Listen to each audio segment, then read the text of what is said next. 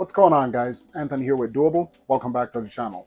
For the last few videos, I've been working on setting up my 12,000 XP inverter to power my food trailer. I've already got the inverter mounted to the trailer. I've already wired the shore power box to the inverter, and I've already wired the generator charging port to the inverter as well, which I've done in other videos. I'll try to link that above here if you want to go watch that before coming back to this video. In this video, I'm going to be trying to rework the sub panel that I had previously installed. Prior to this, I had a 6500 or 6500 XP inverter mounted on the inside of the trailer that was run into a sub panel, and then the sub panel would feed the main breaker panel of the trailer. However, I'm going to be reworking that because there was a few little nuances to that sub panel that I didn't like. I was able to make it work, but I've going to be refining that process and getting the power wire from the inverter back into the trailer to the sub panel to then power up the trailer. I'm going to try to film as much of that as possible because my sub panel is up under my sink, and it is a little bit of a tight quarters down there. I'll try to show you footage of that, of the sub panel, explain to you what I'll be doing. So even if I'm not able to film the entire process of it, you'll be able to understand what I'm trying to do, and then once you see the beginning and then the final product, you'll understand more why I did or why I'm doing what I'm doing. So without further ado, let's get into getting this done. So as you take a look here, guys, up under my sink, you'll see my sub panel located in the back here. I've already taken the front cover off. It is currently live because I am plugged into my shore power right now.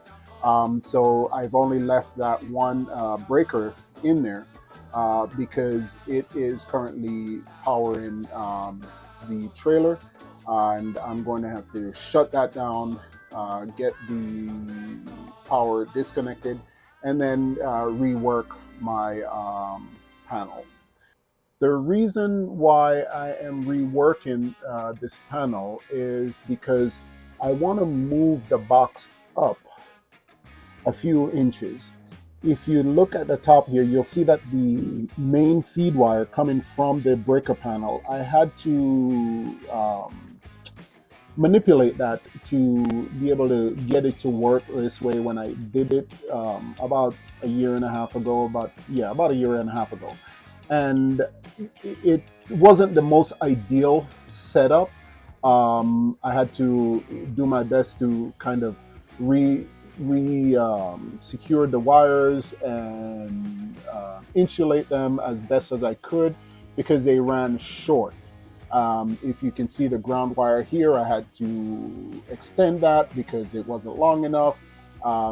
So by moving my panel up, I'm going to be able to, I'm hoping I'll be able to re-secure that ring over there to the right through the side of the box, as you can see here.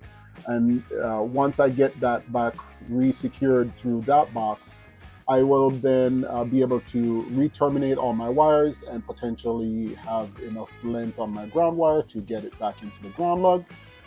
Or I may end up having to just put a new ground bar over in the upper right of the box here. So I'll see how that works out here in just a little bit. Going to try to get in here. Again, this is up under my hand washing sink. Okay, so it is going to be fairly tight quarters, and I may not be able to get the whole footage, but I'll do my best, especially once I disconnect the power, because then I won't have a light. I may have to end up getting an extension cord out here to be able to get you some light or footage in here. So here we go. Sorry if I'm trying to get you an angle of what I'm doing.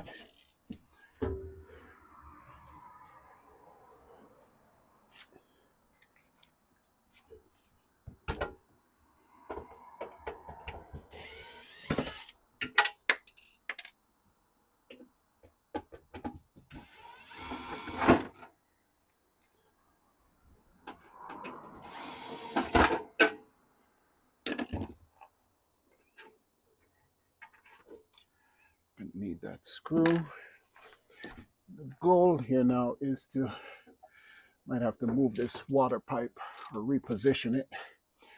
That water pipe is just for my city water. Don't necessarily use that. Used it last year at the end of my season, very briefly. And as you can see, as I moved it, I don't know if you'll see that, right as I moved that pipe or I pulled it over, it's got a little drip right here. So I'm gonna have to refix that anyways. So let me get that secured before.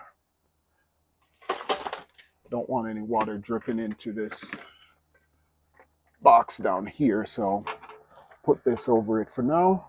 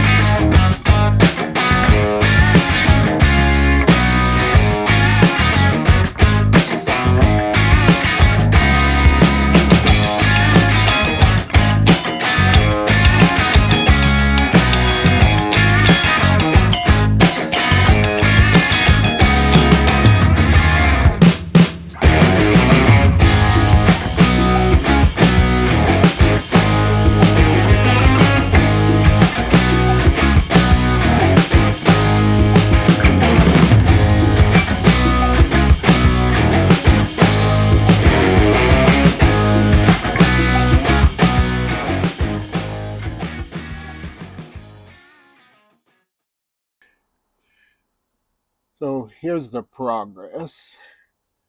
I was able to get the box, the sub panel remounted. It's secured to the wall. Still gonna have to do something about this water pipe here. Don't pay no mind to that right now. I was able to get the cables back into the box securely by modifying a washer and getting that secured in, but not without having to cut some holes here in the panel and using the my Dremel tool. But because this was such tight quarters, again, like I could not get you footage while doing that and having one hand or two hands, it was just not feasible. So got that done, about to get everything back put together. This might be a good point right here. While I was cutting this hole open, it came across my mind that if you this is a project like this or any DIY project for that matter, it's not for the faint of heart. Because as I was cutting with my tool here, I'm thinking to myself, all I need to do is get in here too hard or too deep and nick my wires there. That would be a disaster. So it wasn't without some stress that I got this hole open. So keep that in mind if you're going to take on a project. It's going to come with some challenges, but with some uh, thought, some careful planning, and some, I guess, risk taking, you can get through it. All right. All right, guys, getting ready to put the panel back together. One little thing I wanted to point out here. You see how these ferrules on my red, black, and white wires that I had put on, like I said, a year or so ago, a little bit over a year ago. But you see how they kept the wires nice and neat. They compressed themselves, but they kept all the wires nice and neat. Versus my ground wire, for whatever reason, I did not put a ferrule on this. I think it was because I had to use a wire nut back then to connect it to a smaller ground wire and to extend it. However, now this ground wire is going to get terminated into the ground block up top here. So I am going to get a ferrule on that. So I just wanted to kind of give you an idea of what it looks like without the ferrule first and then with the ferrule. Here I got to modify my ground block. The 4 gauge wires are pretty thick, as I mentioned on previous, but they don't get in the ground block here very easy. And I need to not um, have multiple connection points to downsize the ground wire or anything. I want to be able to get it into the ground block, so I'm going to be modifying this. So I want to get that opened up a little bit, not too much at a time, and test to see if I can get my cable in. So I still want to get it out some more.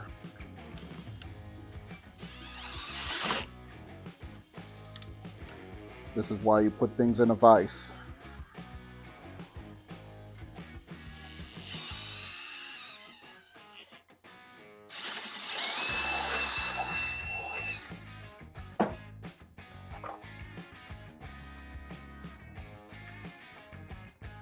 I'm going to go one more size up.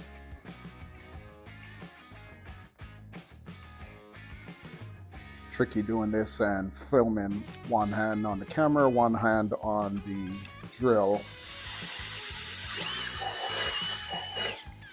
Watching the shot while watching what you're doing is tricky. Perfect. Okay, the ground lug is back in place. And our ground wire is now secured back to the ground lug. All right, guys, so a quick overview of the panel here. This electrical, or this, I'm using it as a sub panel again to my main panel, but internally on most breaker panels, if it's this being a 50 amp, I think this was a 100 amp breaker panel when I purchased it. But the one leg here gives you 110 volts, and that leg is connected just to this bar down here, which the connection points for the breakers are here, here, and here. For the black wire, or the other side, the other line, it connects to this top bar, and its connection points are here, here, and here. So you essentially you'll have 110 volts and 110 volts here if you need to power something that is 240 volts. So you essentially use a 50 amp breaker, double throw breaker like this in order to get your 220 volts. And it basically would just lock onto the tabs here like this, down here, rest on the bottom.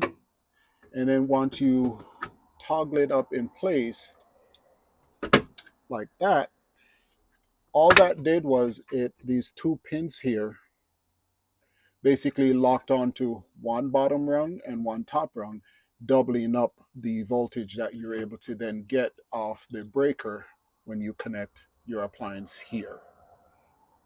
Hopefully that was helpful, and we're going to get this project rolling along. So here's the breaker panel all back together. Our breakers are back in place. I do have the breakers inverted right here. My inverter breaker is actually on the right there.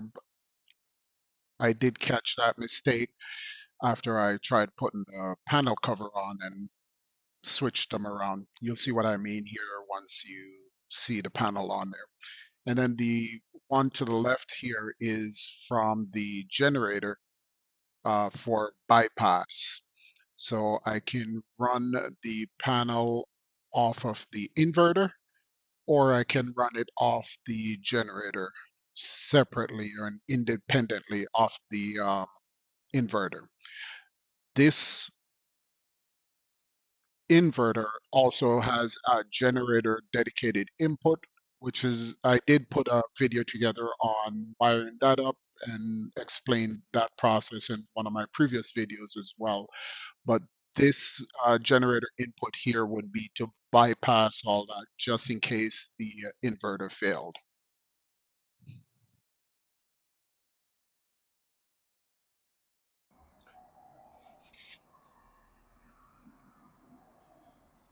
There it is, guys. The cover is back on. Trailer is in operation. Now you can see with the cover on, I had a generator interlock kit that I had installed a while back. Um, that way I can either be running off my inverter or I can run off the generator. Um, so essentially I have two power systems on the trailer. Can't hurt having redundancies because you never know when something fails. But in my case here, with the upgraded inverter, I'll be primarily running off the inverter once I have that completed here. And the generator port will just be as a backup, just in case the inverter goes out or goes down for whatever reason. I can always plug the generator back into the generator port and get the trailer powered again through the generator directly.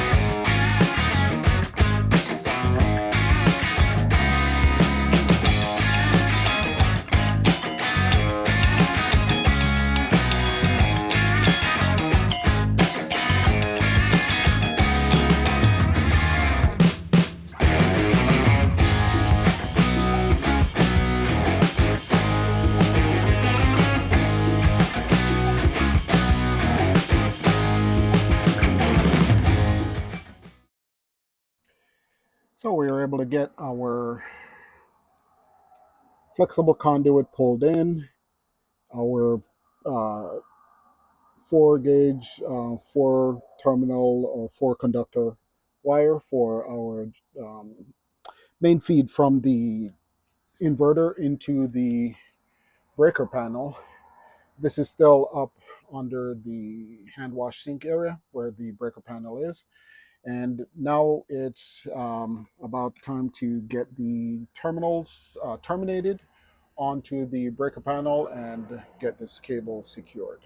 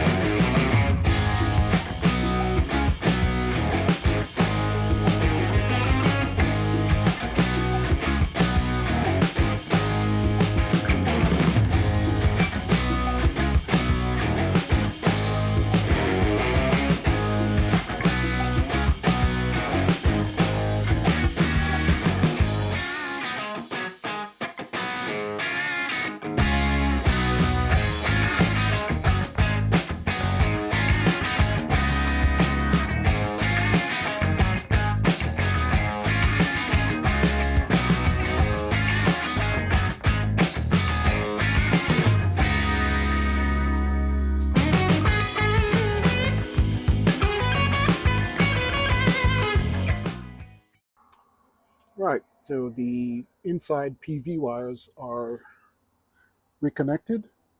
System is one step closer to getting fired up. Now we're going to go and wire up the inverter side to get that situated.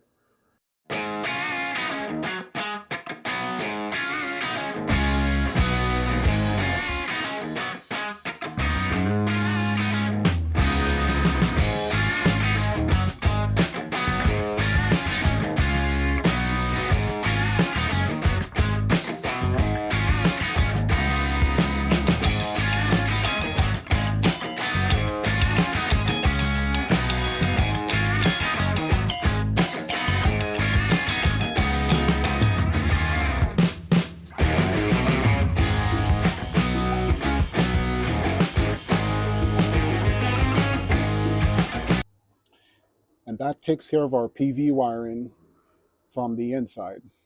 Landed our one set on PV input 2 and one set on PV input 1, just to split the difference between the two PV inputs on the inverter and utilize both sides, if that makes any sense. That will conclude here the wiring portion. Lots of wires in here now, but as you can tell, they're pretty much all color coded. And if you've watched the previous videos, you'll see that they're all coinciding with each other. Red will be on line 2s, blacks will be on line 1s, grounds on grounds, and neutrals on neutrals. A lot of you are probably wondering what this little guy is in here. That's to come in another video. That's part of the rapid shutdown part that I'm adding into the system for added safety once I finish revamping the system. So more to come on that. So I've finally gotten to the point where our inverter is fully wired on the inverter side, and it's now ready to receive power from the solar panels or the battery bank, as well as shore power. The only thing left to connect at this point is our battery bank in order to send some power into the inverter to be able to get that fired up. It does need at least 2 sources of power points in order for it to kick on.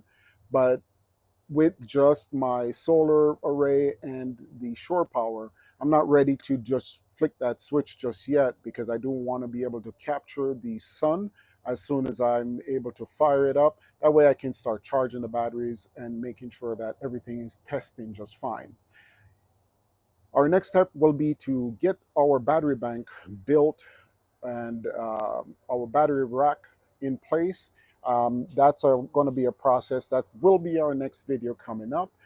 So if you are looking forward to that, again, consider subscribing, hitting the notification bell so you can be notified of the minute that that video comes up, and follow along on the journey to get this food trailer powered by the sun off of Signature Solar's EG4 12,000 XP and battery bank. Until next time, guys, let's get it done.